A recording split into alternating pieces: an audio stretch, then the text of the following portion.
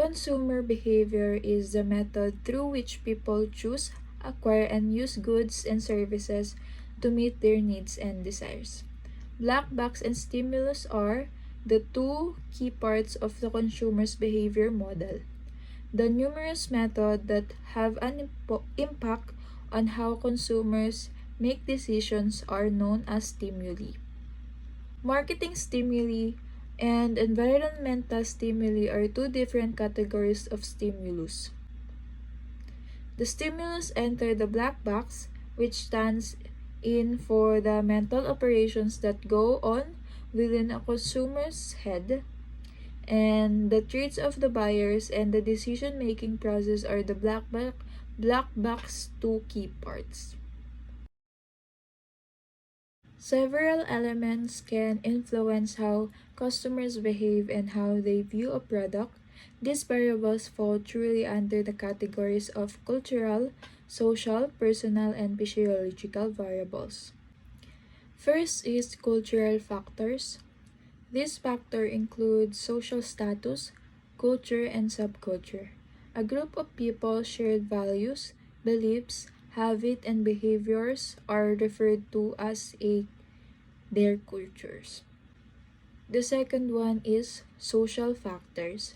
These factors include roles, groups, family, and status. A group is a collection of people who have a same interest or objective. The term family refers to a person's immediate and extended relatives. Roles are the expectation and duties connected to a specific position in society. Third is personal factors. These factors include age and life cycle stage, occupation, and economic circumstances. Age refers to the number of years a person has lived. Occupation refers to the type of work a person does, and economic circumstances refers to a person's financial situation. Personal and physiological factors can have a significant impact on how a buyer perceives a product. For example, a product that appeals to young adults may not be as appealing to the older adults, and a product that is affordable for some with a low income may not be seen as valuable by someone with a higher income. Fourth is physiological factors. The buyer's motivation is one of these. It speaks of the underlying motivations and goals that influence a person's behavior. Consumers may be inspired to buy a product for some reason, such as need for convenience, a desire for self-expression, or a need for status. A consumer's motivation can influence how they view a product and whether or not they are inclined to buy it. This may affect how a buyer views a product, how highly they value it, and whether they like it or whether they likely to make a purchase. Here are the requirements for effective segmentation. First is measurable. The segment needs to be identifiable and measurable so that the marketers can estimate its size and potential. In order to evaluate the segment's size and potential, the marketer must have access to data that enables them to identify the segment's distinctive traits and easily define it. Second is accessible. The segment should be accessible to the marketer, meaning that the marketer can reach and communicate with a member of the segment through target marketing efforts. This may involve identifying the media channels and communication methods that the segment is most likely to respond to. Third is substantial.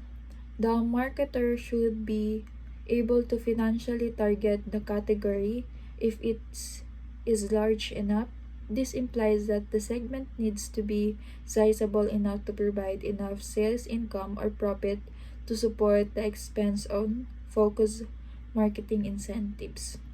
Fourth and last is actionable. The target market should be actionable, which means that the marketer should be able to create and put into practice marketing plans that are specific to the wants and needs of the target market. In order to achieve this, you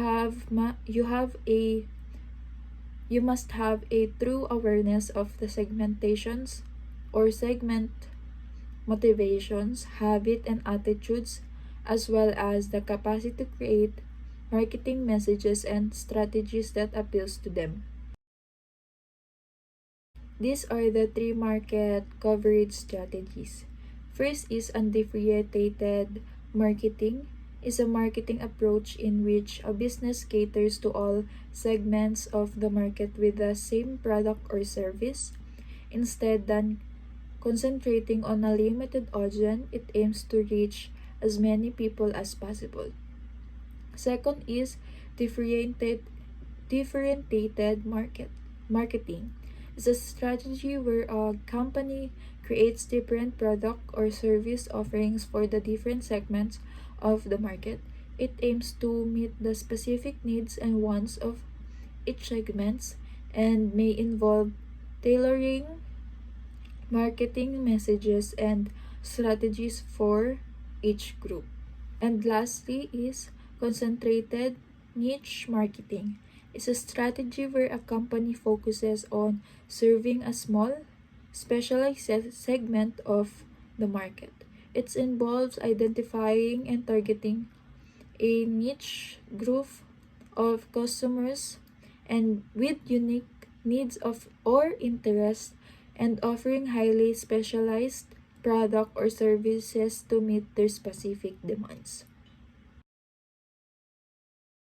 STP is a marketing model that helps businesses identify and target specific customer groups to increase sales and profit. It is a three-step process that involves first is segmentation, dividing the market into smaller groups with similar needs and characteristics. Second is targeting, selecting one or more segment to focus on based on the potential for profitability and fit with company's strength.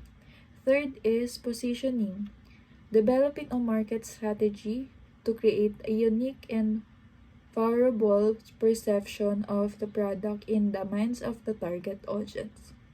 Now, let's discuss on how organizations in our industry can use STP to improve their product strategy. Let's say we are employed by a company that makes premium outdoor apparels. Here is how we could use STP to get in front of our intended market. For market segmentation, based on variables like demographic, physiographic, and behavior, we are able to divide the market into many segments.